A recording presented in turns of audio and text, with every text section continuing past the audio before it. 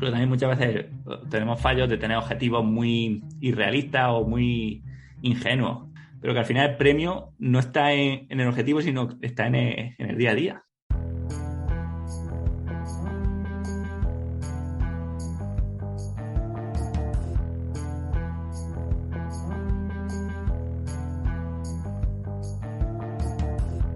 Muy buenos días, mi nombre es Borja Ascón y os doy la bienvenida a un nuevo episodio del podcast de Ciclofactoría Construyendo Ultraciclismo. Hoy volvemos con un podcast muy interesante, uno de estos en los que entrevistamos a profesionales en su materia. Ya estuvimos con Javi Gamayo y con Laura Gallardo como entrenadores y también tuvimos una entrevista con Cris Arjonilla acerca de dolencias en la ultradistancia y cómo prevenirlas. Hoy invitamos a un referente en el mundo de los podcasts para mí y a un gran entrenador con quien he aprendido un montón gracias a su podcast Ciclismo Evolutivo. No es otro que Manu Sola Arjona. Con Manu me aficioné a escuchar podcasts y con él he aprendido muchísimo y lo tenía entre ceja y ceja al invitarle al programa para bombardearle a preguntas. Y hoy me ha parecido una muy buena ocasión, ya que estamos todos planificando un poco el 2022, para traerle al programa. Espero que aprendáis y disfrutáis tanto como lo he hecho yo con él.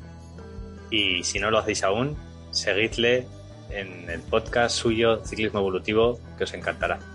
Ya os adelanté en el anterior programa que íbamos a hacer un calendario 2022 con todas las pruebas de ultradistancia ya cerradas para el año que viene. Y este calendario ya es una realidad. Ayer lo anunciamos en las redes sociales de Ciclofactoría y lo publicamos en nuestra página web www.ciclofactoria.com, donde ya podéis comprarlo. Este calendario lo hemos hecho junto con el apoyo y el sponsor de nuestros amigos de Transibérica, y por ello, si compráis el calendario antes del 31 de diciembre, bien sea por la página web o en nuestra tienda física de Zaragoza, entraréis en un sorteo para ganar una inscripción totalmente gratuita a cualquiera de las 3 pruebas que ellos organizan: Transibérica, Transpirines y Basajaun. Una de ellas, a vuestra elección, podéis ganar la entrada totalmente gratuita. Y esa no es la única sorpresa que viene con el calendario. Si os fijáis en el mes de septiembre, os dejo que encontréis vosotros la segunda sorpresa. Va a haber una prueba de ultradistancia nueva que os presentaremos en próximos episodios y que va a ser una prueba única que promete dar mucho que hablar. Ahí lo dejo, próximamente os la presentaremos en detalle. Y ahora ya sí, os dejo con la entrevista a Manu Sola Arjona de Ciclismo Evolutivo.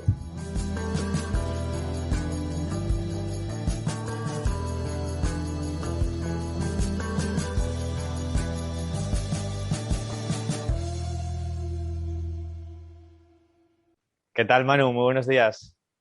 Hola Borja, pues nada, un placer estar por aquí. El placer es mío, la verdad, como te digo aquí públicamente, para mí eres un referente en podcast. Yo me aficioné a seguir podcast gracias al tuyo. Es el primero al que me suscribí. Todos los domingos espero a ver cuándo sube ya el programa de Ciclismo Evolutivo. Estoy enganchado y contigo he aprendido un montón de entrenamiento y también te digo, gracias a ti me animé un poco a lanzar este podcast. Así que nada, muchas gracias por tu labor. Bueno, pues te agradezco mucho y es un honor ver que te has atrevido a lanzarlo por escuchar Ciclismo Evolutivo. Sí. Bueno, no te digo más que el primer capítulo, obviamente estaba nervioso y tampoco sabía editar, ni me costaba bastante. La entradilla del episodio no sabía cómo hacerla y de tanto escucharte a ti, yo soy Manu Sola Arjona, este es Ciclismo Evolutivo. Pues yo decía algo parecido, mi nombre es Borja Gascón, y cuando iba a decir bienvenidos a Construyendo Ultraciclismo, siempre me salía Ciclismo Evolutivo. Y yo, mierda, a repetir otra vez. Fíjate si te tengo interiorizado. Qué bueno, qué bueno. Oye, para quien no sepa quién es Manu Sola Arjona, vamos a empezar un poco, te dejo un poco una carta de presentación. Cuéntanos quién eres, cómo llegaste al podcast y un poco a tu labor profesional como entrenador de ciclismo.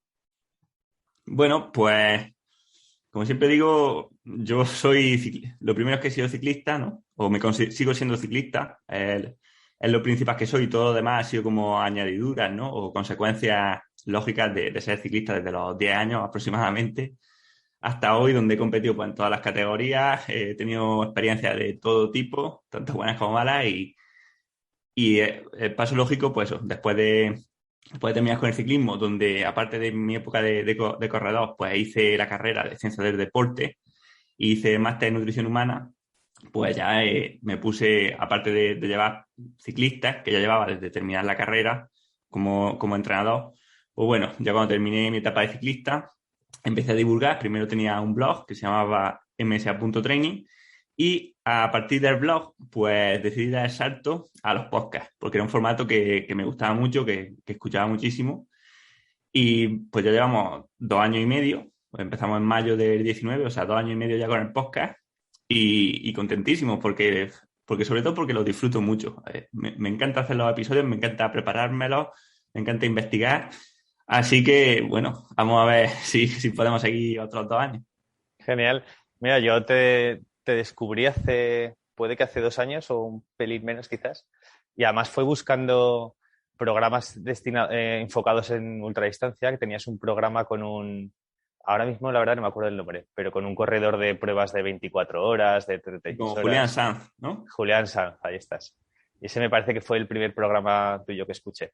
Y a raíz de ahí, pues ya me suscribí y la verdad que tratas un montón de temas, bueno, tanto entrevistas súper interesantes como los temas que vas desarrollando tú. ¿Cómo era, antes de dedicarte a ser entrenador, lo que has dicho que fuiste ciclista profesional, ¿cuántas etapas quemaste dentro del ciclismo? ¿Hasta qué punto llegaste como corredor? Bueno, supongo que llegué hasta donde pude. Llegué a ser profesional 2 años con equipos de categoría continental. Pero bueno, eso al final no es, pues no es con lo que me quedo, sino al final yo creo que fui un ciclista muy activo, ¿no? O sea, con activo me refiero a que probé diferentes metodologías de entrenamiento, diferentes formas de alimentarse, diferentes tipos de estresores en mi vida.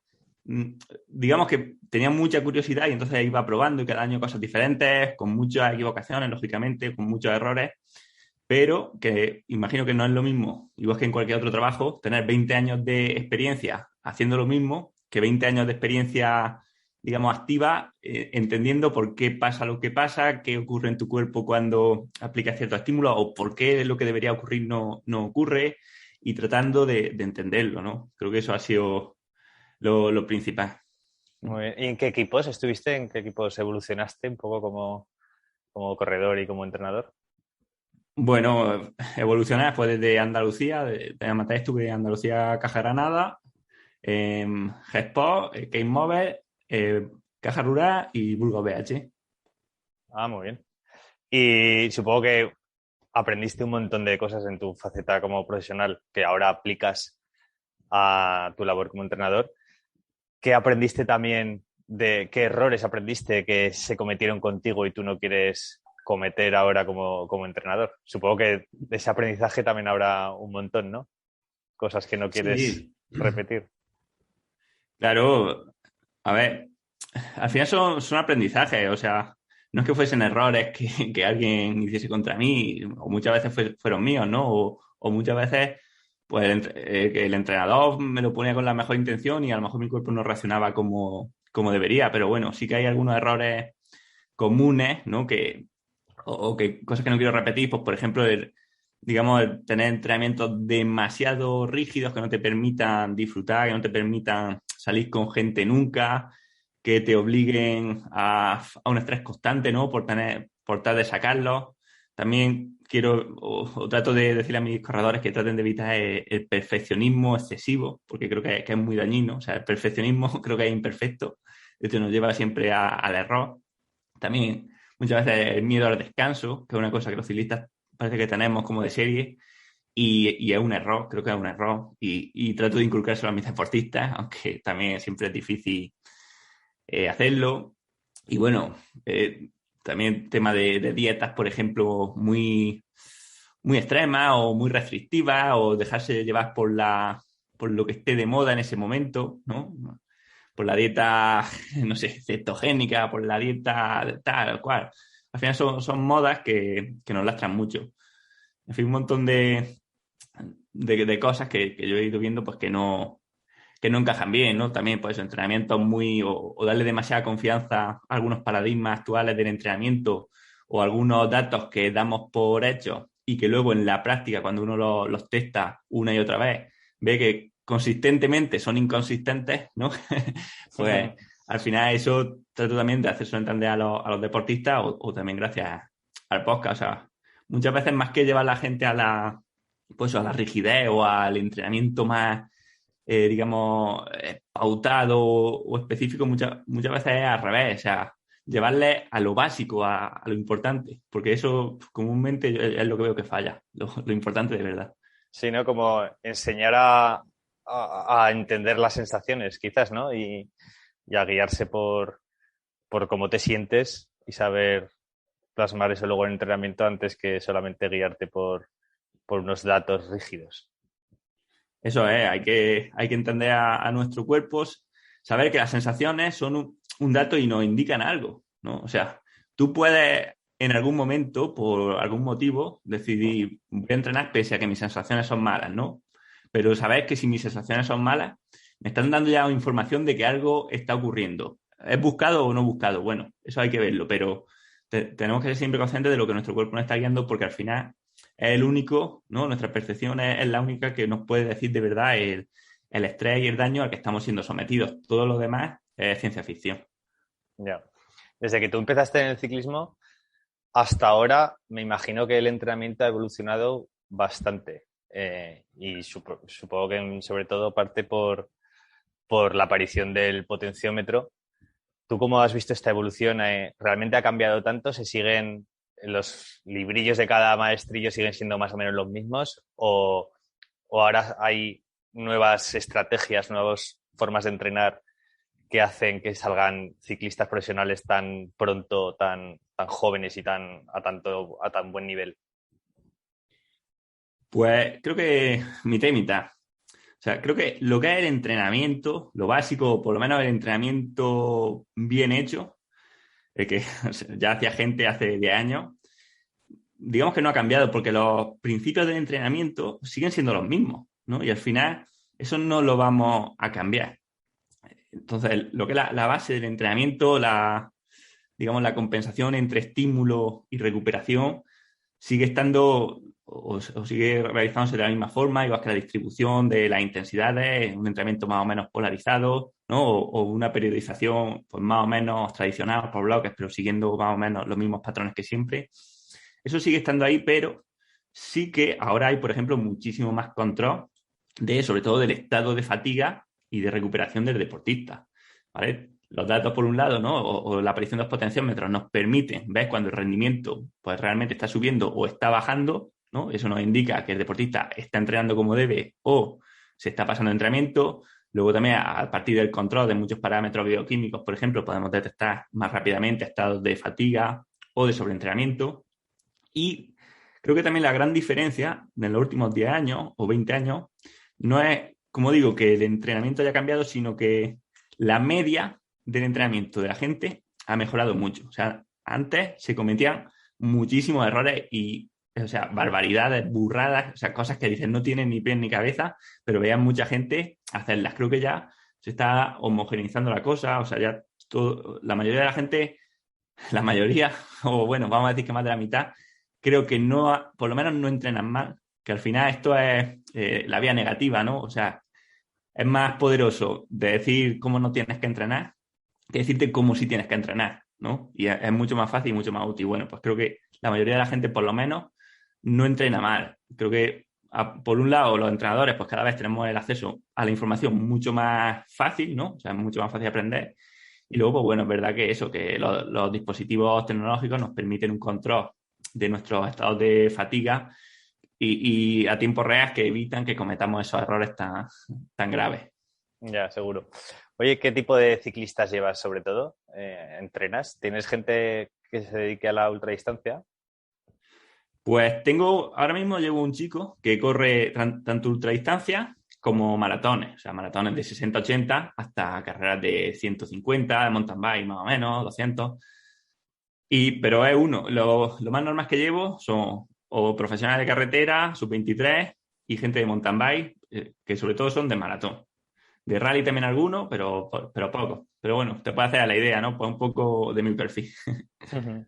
Muy bien. Oye, y metiéndonos un poco así en materia de entrenamiento, ¿qué, qué diferencias ves tú si hay en cómo podrías enfocar el entrenamiento de una temporada enfocado a pruebas cicloturistas, tipo la Quebrantagüesos, por ejemplo, o al circuito de Master 30, y una temporada enfocada a rendir a alto nivel en pruebas de ultradistancia, de las que aquí nos gusta escuchar en el programa, que son pruebas pues, de 3, de 7 días, que tampoco vas a hacer muchas al año, igual con 2 vas servido.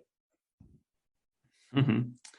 Bueno, pues esta pregunta es larga. Vamos a ver si la podemos dividir en dos partes, porque como te decía antes, pues el entrenamiento, por un lado, tiene que ser diferente, lógicamente, pero no tan diferente como la gente piensa, ¿no? Y a veces pensamos que tenemos que entrenar solamente para o de forma simulando la prueba que vamos a disputar, y tampoco es así.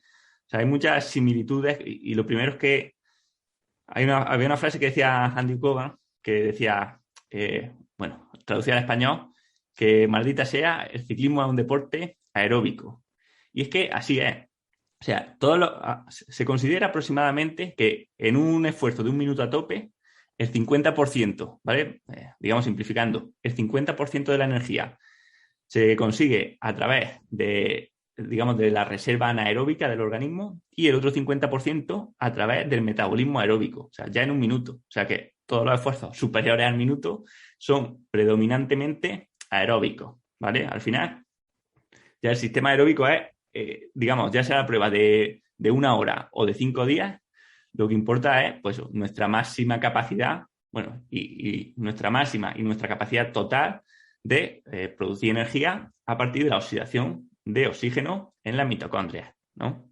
Bien, pues entonces sabemos que todas las adaptaciones que mejoren esta capacidad de generar energía de forma aeróbica van a mejorar nuestro rendimiento tanto en esfuerzos relativamente cortos como muy largos, ¿vale? Estas adaptaciones, pues, son las que he hablado muchas veces en el podcast, pues tener más mitocondrias, ¿no? Aumento de la masa mitocondrial, de su funcionalidad, o aumento, por ejemplo, a nivel central, pues aumento del volumen plasmático, aumento de ventrículo izquierdo del corazón, de la masa de hemoglobina, etcétera. En fin, bueno, esto no, tampoco hay que entrar en las adaptaciones, pero sí que sabes que la base aeróbica es fundamental, pues tanto en el ciclismo como, o sea, tanto en los esfuerzos largos como en los cortos. De hecho, por ejemplo, en el Tour de Francia lo vemos mucho, que, no sé, que llega a una etapa de 6 horas o 7 horas con muchos puertos y gana Pogacar y llega a la crono de 20 minutos en subida y gana Pogacar. O sea, al final los esfuerzos aeróbicos son aeróbicos y ahí el metabolismo aeróbico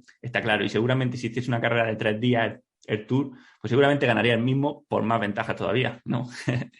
Entonces eso está claro.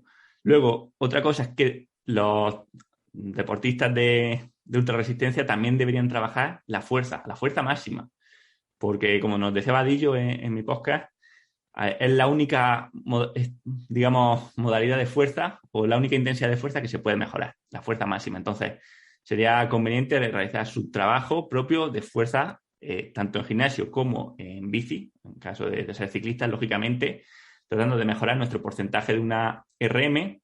¿Por qué? Porque esto va a hacer que luego, cuando estemos realizando el ejercicio o cuando estemos pedaleando, si estamos pedaleando a 200 vatios, por ejemplo, si nosotros somos capaces de mejorar nuestra fuerza máxima, la potencia máxima que podemos hacer en una pedalada, a la misma carga, digamos, nominal, a esos 200 vatios, estamos trabajando a un porcentaje mucho más bajo de nuestra fuerza máxima. Digamos que lo estamos haciendo más fácil. ¿Esto qué implica? Bueno, como en el organismo o como en el músculo, no todas las fibras se contraen a la vez, sino que a intensidades bajas vamos rotando las fibras que vamos utilizando para, digamos, mover esos 200 vatios, lo que implica es que el tiempo de recuperación entre una contracción de una fibra y otro es mucho más amplio, haciendo que haya mucho más desgaste muscular, que como ya sabemos es un limitante fundamental de las carreras de ultrarresistencia, ¿no? De hecho, imagino que la gente te lo dirá o tú mismo lo habrás comprobado, que el dolor de piernas muchas veces, ¿no? El daño, el destrozo que tenemos en los músculos es el que nos impide realmente tener un buen rendimiento al final de la prueba. Otro aspecto común, o común entre comillas, ¿no? A mitad y mitad, es la periodización. O sea, es verdad que el entrenamiento tiene que ir de más general a más específico. Y lo específico, pues, no es lo mismo en una ultradistancia que en una carrera de 2 horas, ¿no? De carretera. Pero, por ejemplo, la escala temporal de las adaptaciones, o sea, cuánto tardamos en ganarlas y cuánto tardamos en perderlas, o lo fácil que es mantenerlas, sí que es similar para el deportista de ultra que para el de carretera, para al final el cuerpo o la fisiología es la misma. Entonces, por ejemplo, en la periodización, pues sabemos que para ganar fuerza necesitamos mínimo 2 o 3 meses trabajándola mínimo 2 días por semana de forma sistemática y eso genera fatiga. Entonces, en la periodización, el trabajo duro o serio de fuerza tiene que ir al principio del año alejado de las carreras, ¿no? O sea, tiene que ir, pues digamos, lo que consideramos pretemporada o base. Luego sabemos que las adaptaciones a nivel mitocondrial o las adaptaciones de resistencia, las adaptaciones aeróbicas, también tardan mucho tiempo en conseguirse. Digamos que podemos... hay gente que dice que son ilimitadas, yo no creo que lo sean, pero sí que son o se pueden trabajar durante mucho tiempo e ir mejorando, son lentas de conseguir, pero también son muy fáciles de mantener para un ciclista porque siempre las vamos a estar estimulando, ¿no? Por tanto, tenemos que empezar a hacer la baja intensidad o los trabajos de baja media intensidad a principio de temporada. Y luego sabemos que, por ejemplo, los esfuerzos muy intensos, las series de consumo de oxígeno, las series anaeróbicas, nos dan también una mejora importante a nivel aeróbico, ¿no? O a nivel de resistencia. O sea, esto es una cosa que mucha gente no entiende, pero es que cuando uno se está esforzando a intensidades muy altas, ¿vale? Imagínate en series de 3 minutos a tope, eso no quiere decir que solamente vaya a mejorar la parte alta o el metabolismo glucolítico, ¿no? El metabolismo anaeróbico. Eso no va a ocurrir así porque el cuerpo no sea tan tonto de gastar toda la energía anaeróbica sin poner a tope el motor el motor eléctrico, ¿no? O el motor que no gasta, que es que es el aeróbico. Entonces, cuando nosotros estamos ejercitándonos a mucha intensidad, lo que estamos dando es el estímulo aeróbico máximo posible y luego, digamos que tenemos esa batería, ¿no? Ese que es de reserva, que es el que nos da el extra para llegar a las intensidades esas, que además luego vamos a tener que recargar con más trabajo aeróbico. Por tanto, las series muy intensas son las que más estímulo aeróbico nos dan y también las guardamos para el final de o para cerca de las competiciones, porque sí que es verdad que son, digamos, adaptaciones que se revierten fácilmente si no las seguimos estimulando, si no las seguimos trabajando. Yeah. Ahora, en cuanto a diferencias, y aunque ya he contado alguna, pues eso. Es verdad que, por ejemplo, el entrenamiento en la fase final de la preparación de alguien de ultradistancia, pues tiene que ser más específico a la ultradistancia. O sea, creo que tienen que ser, por ejemplo, pues más parecidos a las carreras que vaya a hacer, o sea, intentando pues meter menos trabajo o menos series y muchas más, digamos, más entrenamiento aún de fondo y seguir aumentando las horas, sobre todo las horas, no las horas totales a la semana, sino las horas de las sesiones más importantes, ¿vale? Ya yo creo que lo que tenemos que buscar cuando nos acercamos a la competición en ultradistancia es que el entrenamiento cada vez sea más polarizado, ¿vale? Más extremo. O sea, días realmente de buscar la crisis energética, de hacerlo muy duro y muy, muy largos, de llegar a casa muy mal y luego tener suficientes días de descanso.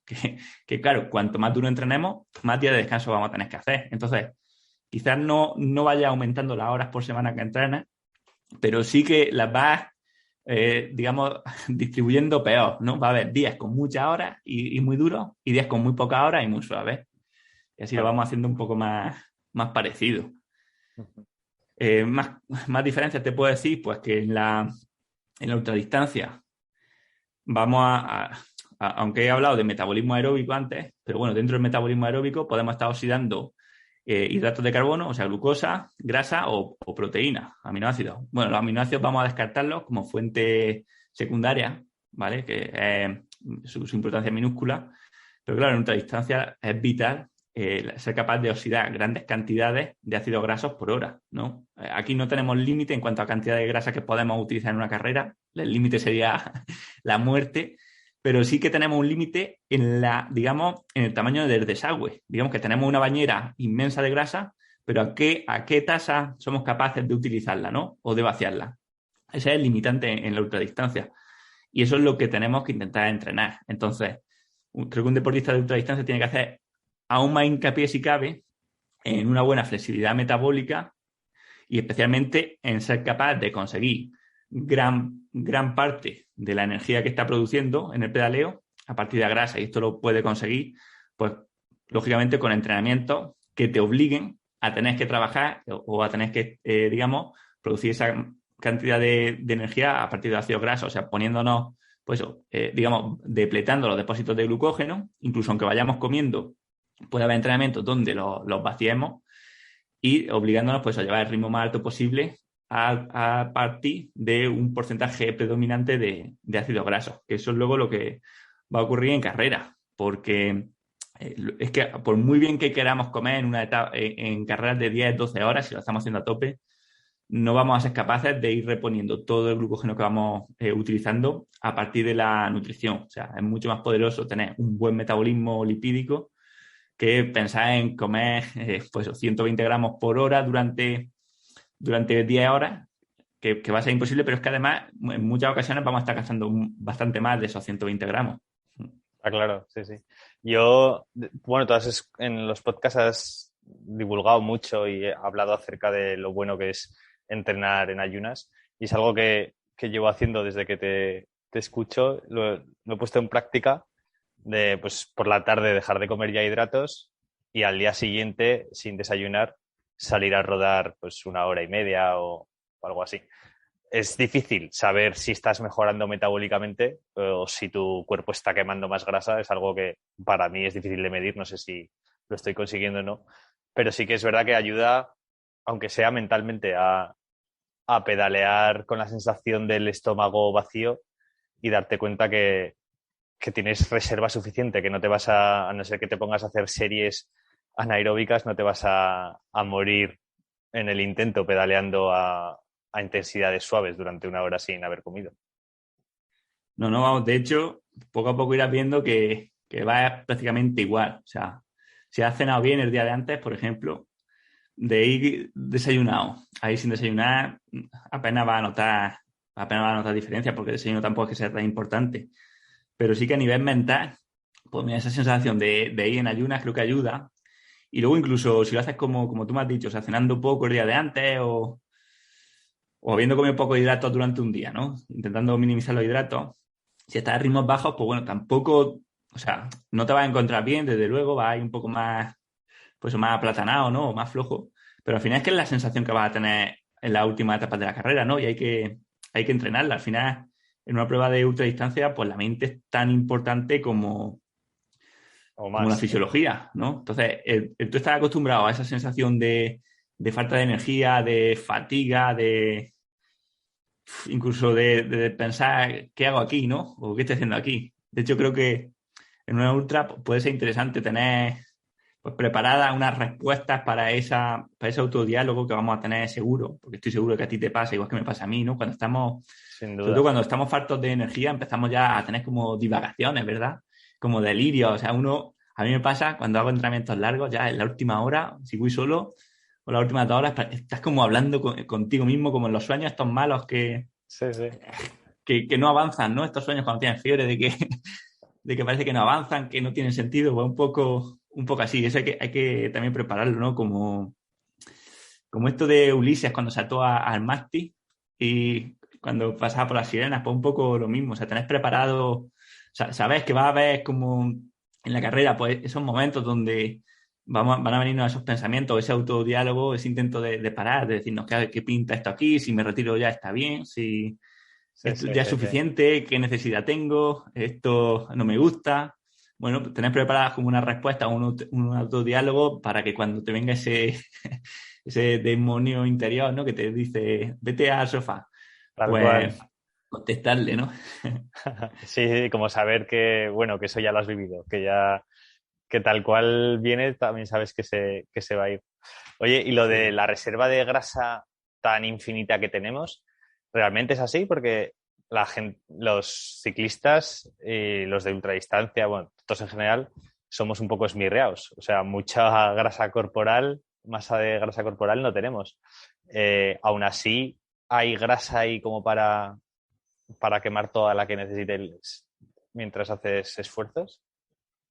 Bueno, lógicamente, aquí, como te he dicho antes, hay que verlo desde dos puntos de vista y lo que yo he dicho antes, pues es una simplificación, porque lo primero es que la grasa que realmente vamos a poder utilizar durante una ultradistancia, una prueba de ultradistancia, son los triglicéridos intramusculares, que son los que se oxidan fácilmente. O sea, son estas gotitas de grasa que ya están en el músculo, que están entre las fibras musculares, las típicos puntitos blancos que vemos en el jamón cuando es Sí, de... Cuando han estado corriendo los... ¿Sabes? No sé cómo se dice. En fin, cuando los cerdos han estado corriendo, tienen... cuando están entrenados. Eso es, cuando están entrenados, pues tienen esos puntitos blancos, esos triglicéridos intramusculares en los músculos, que son los que se utilizan fácilmente, ¿vale? En la mitocondria para la producción de energía y digamos que son los que fácilmente nos van a servir como energía en la prueba. Y luego, digamos que tenemos, aparte de ese, el depósito exógeno, que son pues ya lo que ya conocemos todos como grasa subcutánea / michelines, ¿no? Bien. Digamos que las triglicéridos intramusculares los vamos oxidando durante el ejercicio, pero también se irán recargando, sobre todo cuando ya cese la intensidad, o sea, durante la noche, durante el día de descanso, se irán recargando si lo hemos utilizado a través de los triglicéridos, o sea, de la grasa subcutánea. Por lo tanto, podemos decir que es ilimitado en parte, ¿vale? Y claro, con ilimitado tampoco vamos a decir que, o sea, está claro que si tú haces 10 días corriendo sin comer nada, va a estar en el límite donde quizá ya te pase, ¿no? Sobre todo si estás delgado, o sea, puede ser que llegue a la inanición y a la muerte, pero, o sea, va a parar de hacer deporte mucho antes de quedarte sin grasa. El De cuerpo hecho, no va a permitir eso. si una persona, no sé, ¿tú cuánto pesas? 61 o 2, por ahí. Vale, 61. Si partiésemos de un promedio, de que puedas tener tú un 10% de grasa aproximadamente, ¿vale? Y decimos que mínimo un 4% de grasa sería esta grasa mínima que necesitamos para mantenernos con vida, ¿no? O para estar alrededor de los órganos para darle energía. Vamos a decir que tienes un 5 o 6% de grasa que todavía podría utilizar en casos extremos para producir energía, ¿no? Bueno, pues ese 5% serían unos 3 kilos aproximadamente, ¿no? Estaríamos hablando de 3 kilos, 3 kilos y medio. Cada kilo de grasa nos daría o se da 9.000 calorías. Por tanto, estaríamos hablando de unas 27, 30.000 calorías que tendríais almacenadas como grasa. En tu caso, pues fíjate, entre que estás delgado y eso, ¡Qué no es que maravilla! sean muchísimas, pero 3.000 calorías son, pues bueno, en reposo son 15 días más o menos, o mucho más, o 20 días. O sea, tú podrías estar 15 o 20 días sin comer, sin problema, sin morirte. ¡Qué maravilla! Bueno saberlo, muy bueno saberlo. Volviendo Sí. a cosas que has comentado antes en la explicación, tan bien propuesta y extendida, has dicho que hay que trabajar también pues, potencia máxima, zonas por encima del umbral de lactato, zona de V2 max. Tú sabrás en los programas estos de análisis de datos, tipo el de Training Peaks, el VKO5, ahí se representa como cuando tú mejoras el sistema anaeróbico, automáticamente el programa, el software, como que te interpreta que el sistema aeróbico desciende, tu capacidad aeróbica desciende. Es decir, cuando ganas por arriba, pierdes por abajo. Eso es porque no saben interpretarlo de otra forma los software. Realmente es un poco así, que cuando tú mejoras unas fibras musculares, las otras las empeoras en cierta manera, o no es real todo esto. O sea que, pues qué buena pregunta, macho. Pues me gusta. Y pues tienes razón en lo segundo. O sea, es que el software no sabe bueno, o en lo primero, mejor dicho. El software no sabe interpretarlo. O sea, no ocurre, y esto que quede claro, o sea, tú por mejorar a nivel anaeróbico no tienes por qué empeorar la parte aeróbica. De hecho, es al revés. O sea, como estoy diciendo, cuando uno mejora un esfuerzo de 2 minutos, o sea, en 2 minutos, la principal fuente de energía es la fuente aeróbica. O sea, pero en cambio, el software, cuando tú mejoras un esfuerzo de 1 minuto, de 2 minutos, te hace que disminuya tu FTP, ¿no? O lo que consideramos energía aeróbica. Lo cual es un fallo simplemente del modelo, ¿vale? Digamos que cuando uno está, o cuando uno tiene una curva de potencia digamos, perfectamente organizada, o sea, donde ha hecho un test de 1 minuto, un test de 5, uno de 10, uno de 20 y uno de 40, y todos los test han sido perfectos, han sido realizados de una forma que no es real, ¿vale? Porque nunca vamos a hacer los test perfectos en las mismas condiciones, en el mismo sitio, en el mismo estado de forma y con la misma motivación, pero si estuviese perfecta, ahí tendríamos una organización real, ¿no? Bueno, de dónde está, digamos, nuestro umbral y dónde está nuestra capacidad anaeróbica. Lo que pasa es que, claro, casi nunca, o por no decir nunca, vamos a tener los test hechos con la misma calidad o en el mismo sitio, en uno o en otro, ¿no? Uno lo hemos hecho con más fatiga, otros con menos, uno en más altitud, otro en un momento del año, uno en un día que estaba mejor de motivación, otro en otro día, en fin.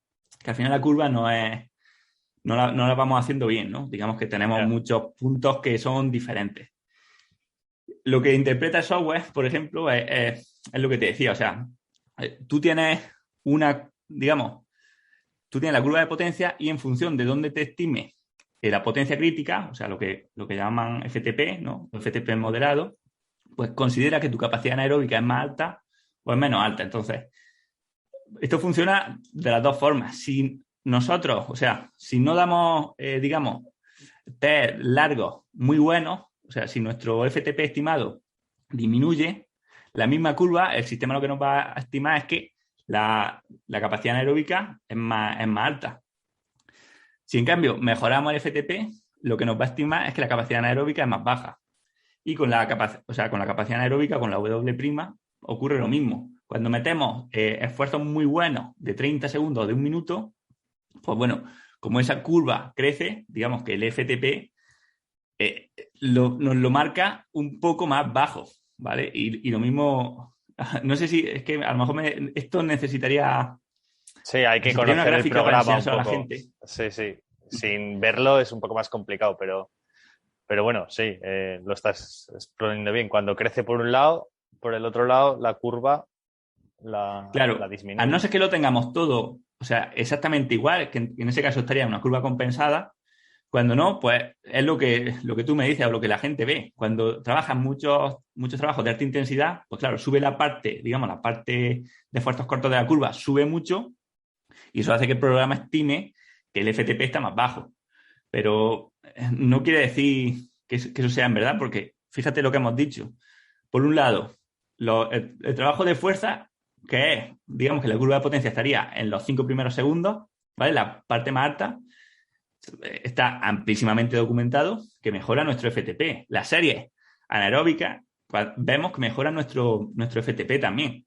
El problema es que lo queremos ver o lo queremos reducir a porcentaje y ese es el gran error. O sea, tenemos que verlo como vatio absoluto, no como porcentaje. O sea, a mí lo que me importa no es cuánto, imagínate, no me importa si mi W', o sea, mi FRC en VKO, si lo utilizo así, no me importa si está en 21 o en 17 o en 25. Lo que me importa es que el test de 1 minuto pues pase de 600 vatios a 650 vatios. Si es con más o con menos W', me da igual, ¿no? O si es con más o con menos FTP. Lo que nos importan son los valores absolutos de la curva y no cómo se distribuyan entre los diferentes porcentajes, que es lo mismo Ya. que pasa cuando hablamos de a qué porcentaje se da el FTP del V2+. O sea, aparte de que es un error porque vemos todo el error de la curva, es que nos da igual si estamos a menos o a más porcentaje. Lo importante es que el valor absoluto, los vatios que movemos a cada duración, o sea, la curva real, que vaya subiendo. Todo lo Vaya demás mejorando. es ciencia ficción, es complicarse la vida y llegar a errores como el que tú me dices, que es un error muy común, el pensar que por trabajar a alta intensidad va a disminuir la resistencia y viceversa. Sí, yo nunca me lo acabo de creer del todo. Bueno, al principio cuando me metí en el programa, pues claro, vas mirando todos los datos, te crees todo, pero luego ya vas intuyendo un poco por dónde van los tiros y de que al final un software no es capaz de, pues eso, de decirte exactamente cómo se encuentra tu cuerpo y cómo van mejorando tus fibras musculares, tus adaptaciones, etcétera. Alguien que esté entrenado, por ejemplo, que un cicloturista o sea, alguien que venga del Master 30, por ejemplo, que lleve unos cuantos años entrenando y se mete a entrenar para ultradistancia, ¿tú crees que centrarse en el FTP, mejorar el FTP, es algo que hay que seguir haciendo, que hay que trabajar en ello? ¿O cuál crees tú que sería el límite del rendimiento en una prueba de este estilo? Bueno, pues a ver, hay que trabajarlo todo. O sea, desde luego hay que trabajar el FTP, hay que trabajar el primer umbral, pero al final eso lo agrupamos, o sea, porque aquí podemos sacar, digamos, 1000 indicadores de mejora, que si el FTP, el primer umbral según el lactato, el primer umbral según el DF alfa 1. Entonces, tenemos que mejorar el sistema aeróbico, como hemos dicho antes, ¿vale? La capacidad de utilizar mucho o de producir mucha energía a partir del oxígeno, especialmente a partir del ácido graso. O sea, hacer entrenamientos que nos hagan mejorar nuestra masa mitocondrial. Tenemos que, bueno, imagino que ya la tiene trabajada, pero si no, pues trabajar a fuerza, lo que hemos dicho antes.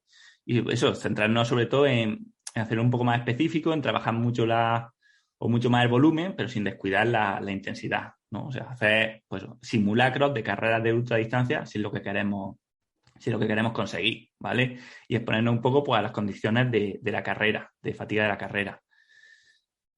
Luego la segunda pregunta, cuando me dices de los límites de rendimiento, pues bueno, al final sabemos que todos estos son límites de rendimiento, ¿no? O sea, en función de cómo sea la prueba, pues tanto nuestra capacidad de tolerar, o nuestra capacidad de producir energía a partir de las reservas que tengamos, de glucógeno, de grasa, de eliminar el calor que se va produciendo en nuestro organismo, de seguir contrayendo los músculos sin un daño muscular tan alto que no haga parar, en fin, todas estas, o la deshidratación, todo esto son limitantes de rendimiento. Y luego tenemos el que lo agrupa todo, que sería pues la percepción de esfuerzo, ¿no? O digamos, a cuánto estamos pedaleando de nuestro máximo. ¿Por qué? Porque en última instancia, o sea, todo esto suma, pero digamos que todo, o sea, tanto la deshidratación, el calor, la crisis energética, la falta de oxígeno, todo se lleva luego, o sea, todo en el cuerpo se extrapola a percepción de esfuerzo, ¿vale? Nuestra percepción de esfuerzo agrupa todo esto. Y es cuando la percepción de esfuerzo se hace intolerable, cuando paramos, independientemente de los valores fisiológicos que tengamos, o sea, independientemente del lactato, de la temperatura corporal o del pulso que llevemos, es cuando no podemos resistir más el dolor, cuando tenemos que bajar el rendimiento, ¿no? Entonces, el limitante último de rendimiento está en nuestra mente, es nuestra percepción de esfuerzo, es lo que Tim Noakes llamó gobernador central, o Marco la llama, modelo psicobiológico, pero lo llamemos como lo llamemos, el limitante último es la agrupación de todo esto, ¿no? Podemos hacerlo mucho más simple y llamarlo estrés.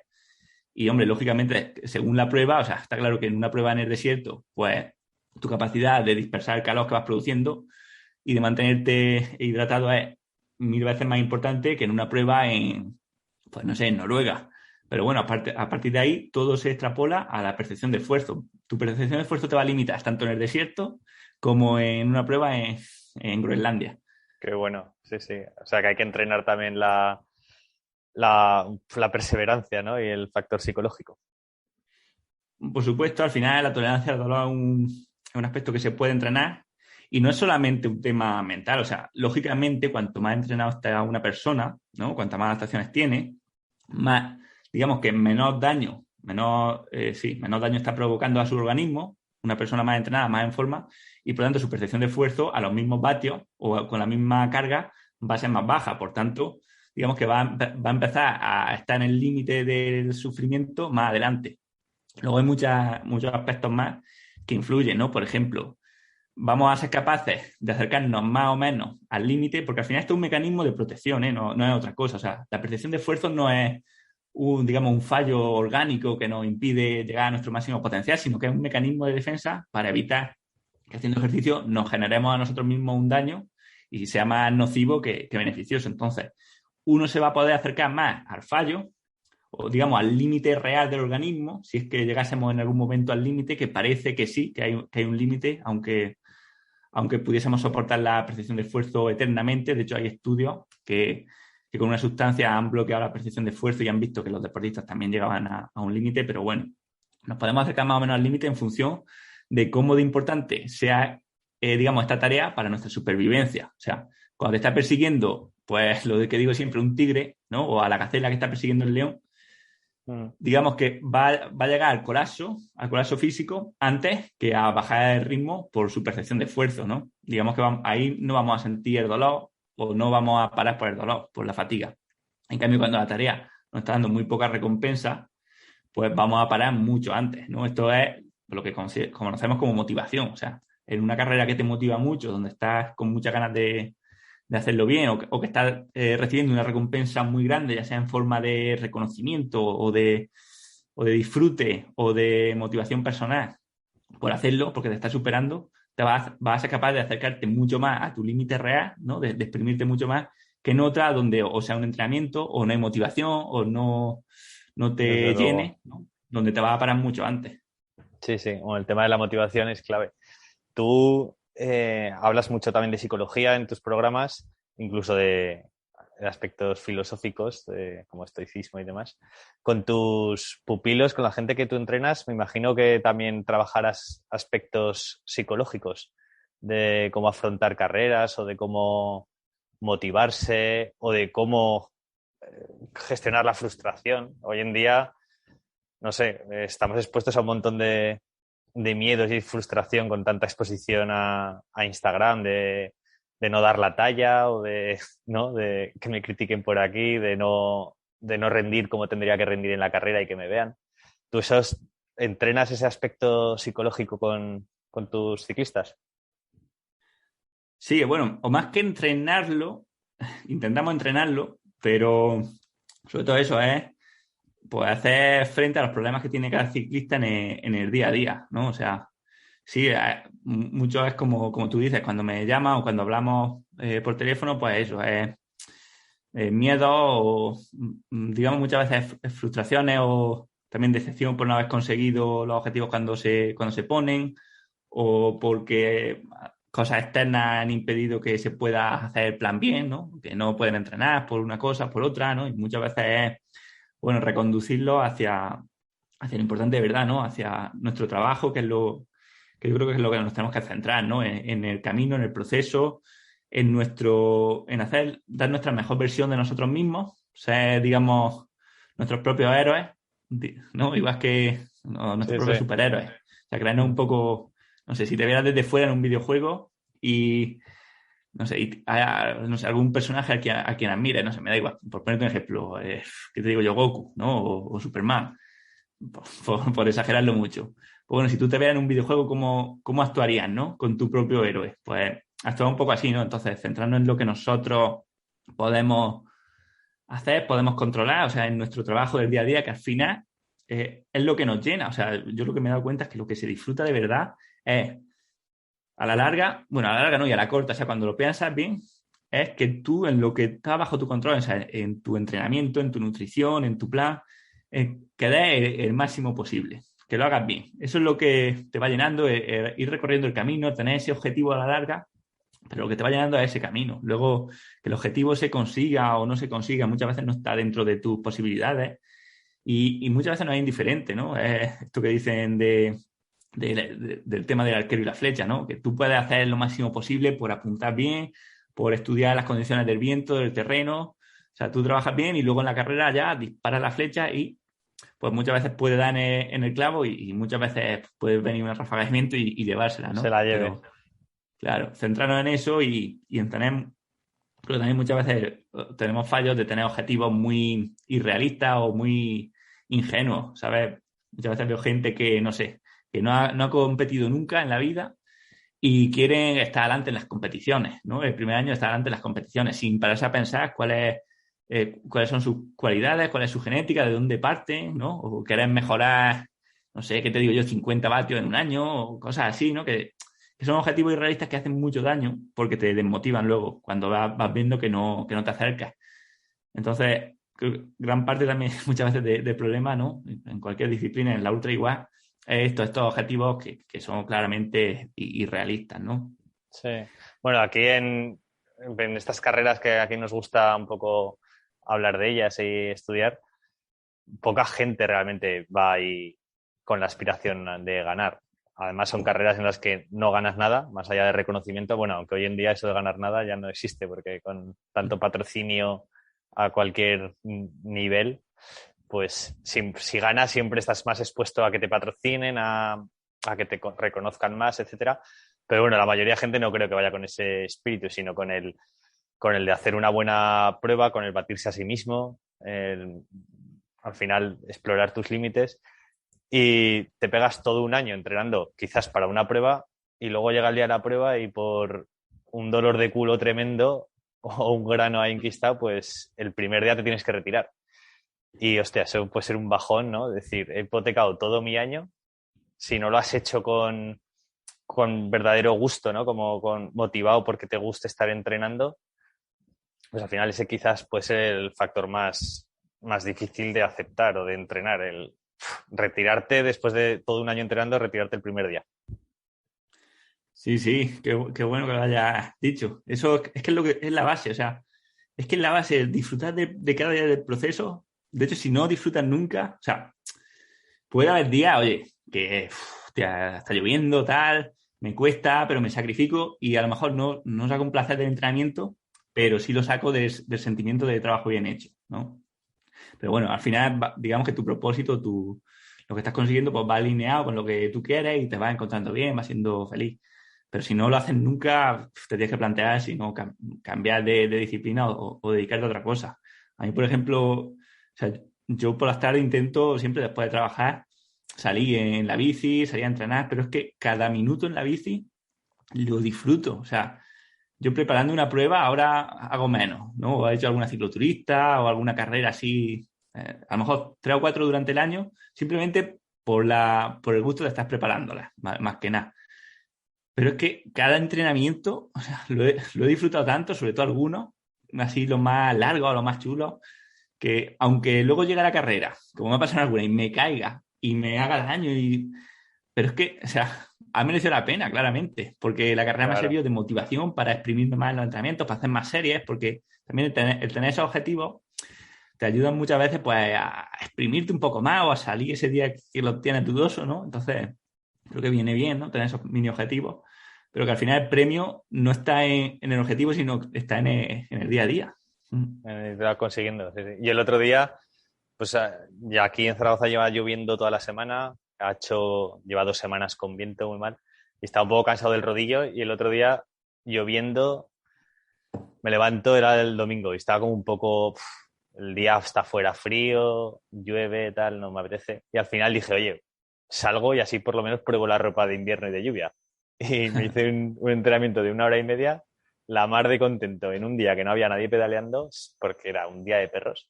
Pero digo, por lo menos, aunque solo sea por estrenar ropa de lluvia, me lo pasé bien entrenando. Que al final, yo qué sé, te tienes que adaptar, ¿no? Sí, sí, bueno, al final buscar la excusa o como sea, pero puede salir. Yo, por ejemplo, fíjate, otra que hacía. Cuando hay lluvia, por ejemplo, me ponía un vídeo, sobre todo antes. Ahora ya, la verdad, que con la mountain bike eso no tengo problema, pero antes, cuando solo tenía de carretera, pues salir con lluvia cuesta, ya lo sabes tú. Me ponía un vídeo de Astron que vi en YouTube, que estaba preparando una crono del Tour, que salía con la lluvia ahí, con su chubasquero y tal. Y al final creo que eso es una estrategia buenísima para motivarse. O sea, ves a los profesionales o ves a gente que tú admiras y pensás, ¿qué haría él? ¿No?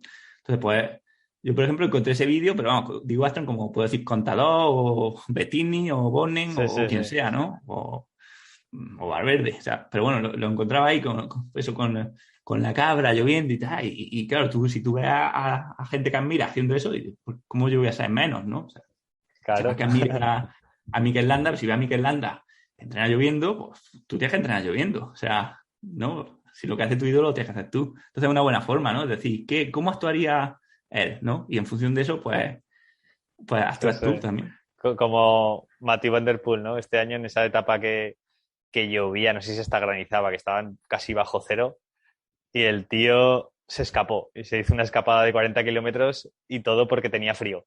Dice, es que si no apretaba me moría de frío. En vez de ponerse un chubasquero, cogió y apretó y al final ganó la etapa con una escapada de 40 kilómetros porque le daba el frío. Sí, sí, pues eso motiva mucho también a los chavales a imitarlo. O sea, seguro que muchos suministros lo van a imitar. A lo mejor no ganan la etapa, pero por lo menos ya le dan, dan juego. Mira, yo me acuerdo cuando era de primer año, fíjate, de primer año de sub-23, en una vuelta a Madrid, que llegué, la verdad, bastante mal y tal, que pasé las 3 primeras etapas súper mal ahí, medio del pelotón, que no podía prácticamente ni atacar. Y en la última etapa, ya, que se supone que era cuando peor tenía que estar, pues no sé por qué empezaba a pensar en cómo actuaría aquí pues un chaval que admiraba, que era Bob Jungels, que es de mi edad, que había corrido con él algunas carreras internacionales el año anterior en juvenil, y lo veía como un tío que siempre iba a ganar, ¿no? O que siempre ganaba. Y pensé, esta gente es que solamente le importa ganar o retirarse, ¿no? Entonces, pues la cuarta etapa, macho, después de estar las 3 primeras reventado, en la cuarta me tiré 100 kilómetros, escapado, una fuga, otra, y las fuerzas eran las mismas, o sea, yo era el mismo, pero en mi mente era, no, aquí hay que morir o para ganar, no hay que cambiar la mentalidad. Y tratando de imitar a gente a la que admiraba, pues tuve un rendimiento que sería casi para admirar por otra gente, ¿no? Fíjate. Y las fuerzas eran las mismas, o sea, eran pocas, pero era la cabeza la que tiraba. La motivación, claro que sí. Sí, sí. Para ir cerrando ya también un poco la entrevista, quiero volver al tema de la nutrición que hemos hablado antes. Ponte en situación, ¿vale? Una carrera, una ultradistancia de 4 días. Te pegas pedaleando pues 10 horas como poco al día, pero muchas veces te pegas 24 horas seguidas porque no duermes. ¿Cómo gestionas ahí la comida? Aquí hay gente que viene al programa, por ejemplo, Ulrich, uno que nos encanta nombrar, que cuando le entrevisté decía que él se gestiona las paradas súper eficientemente y come auténtica basura. O sea, de hecho, se puede pegar un día entero comiendo solamente gominolas, que eso es puro azúcar en sangre directo. Luego mucha gente también muestra lo que va comiendo en etapas y son fast food total, o sea, McDonald's, 4 hamburguesas de vez y tiras corriendo otra vez en la bici, porque claro, en estas carreras no puedes parar mucho, si paras pues pierdes el ritmo, entonces tienes que comer rápido todo lo que puedas y seguir y hacer la digestión en marcha. Esto supongo que no hay por dónde cogerlo, que no es bueno por ningún lado, pero es lo que hay. ¿Tú pensando en una situación así, qué crees que el cuerpo necesita y reponer lo que más, o sea, cómo es la manera más eficiente que tiene el cuerpo de seguir generando energía? ¿Cómo te habituarías tú ahí? O sea, ¿tiene sentido el comer solamente gominolas y McDonald's? ¿Mejor te llevas suplementos alimenticios? ¿Cómo lo ves tú? Vale, buena pregunta. Vale, este te lo voy a responder en dos, digamos, lo más científico y y en lo que yo más creo. O sea, a nivel de comida, lo que está claro es que yo intentaría que lo que comamos durante ese ejercicio sea, pues, lo primero, lo más, digamos, alto en glucosa o en hidrato de carbono posible, porque al final es el combustible más limitante en ese momento, porque como ya hemos dicho en la otra parte de la entrevista, la grasa, entre comillas, es ilimitada. Y en el caso, en el hipotético caso de que nos pasemos comiendo hidrato de carbono, pues bueno, se van a almacenar como ácido graso. Como O sea que grasa. bueno.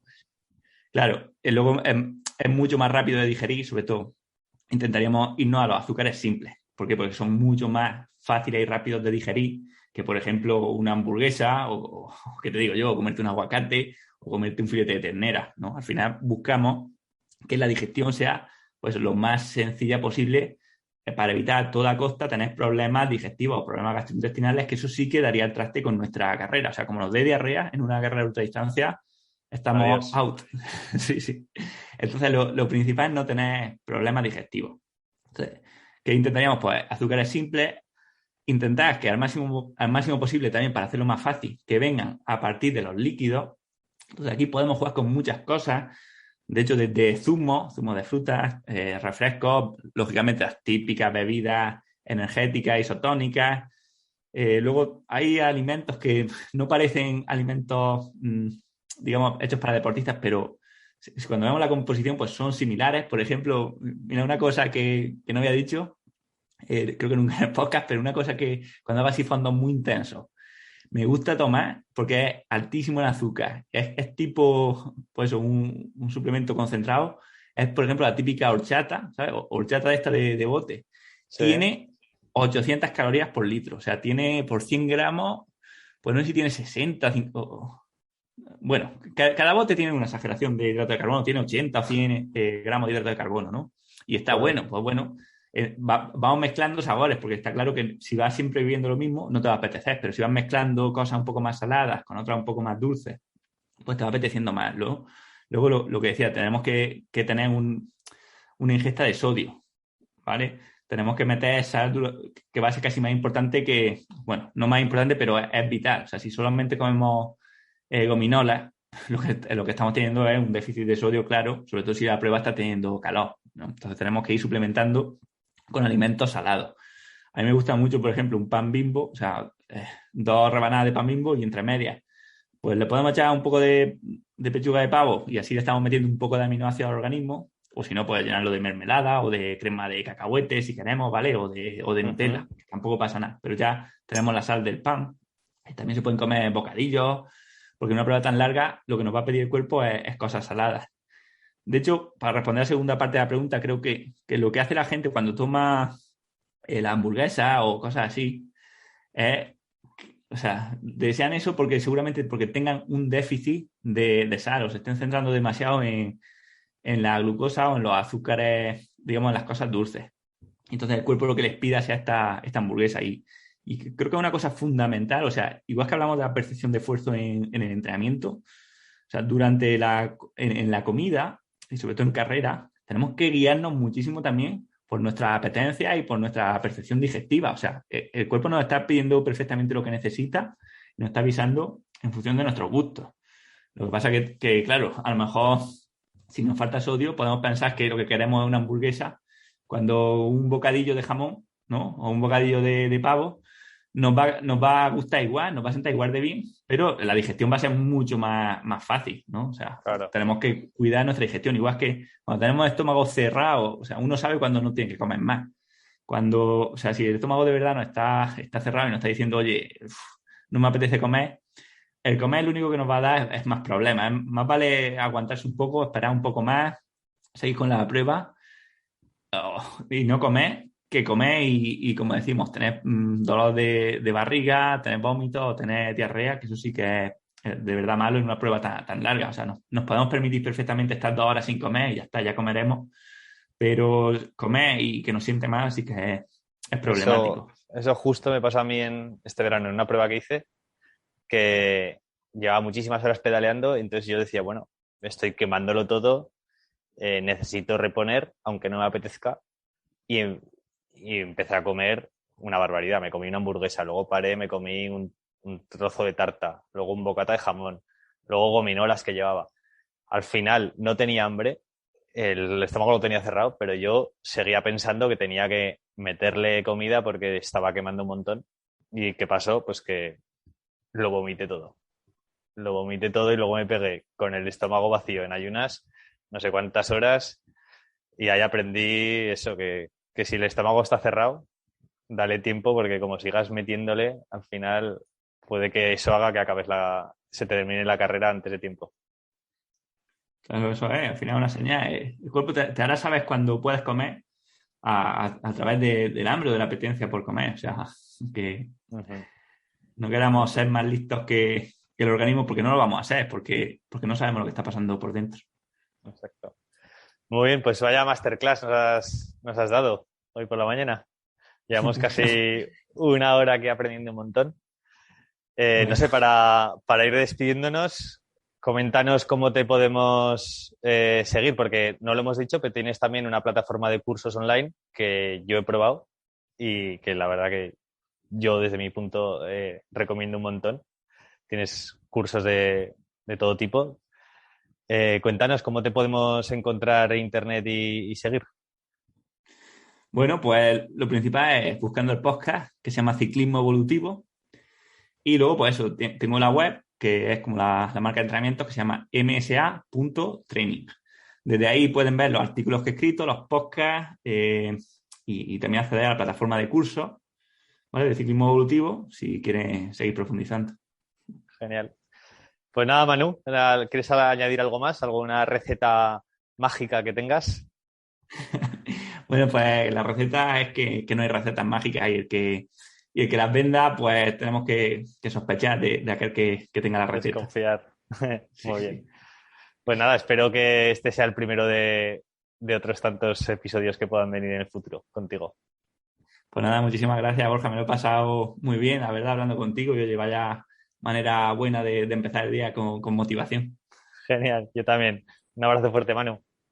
Venga, chao. Gracias, chao.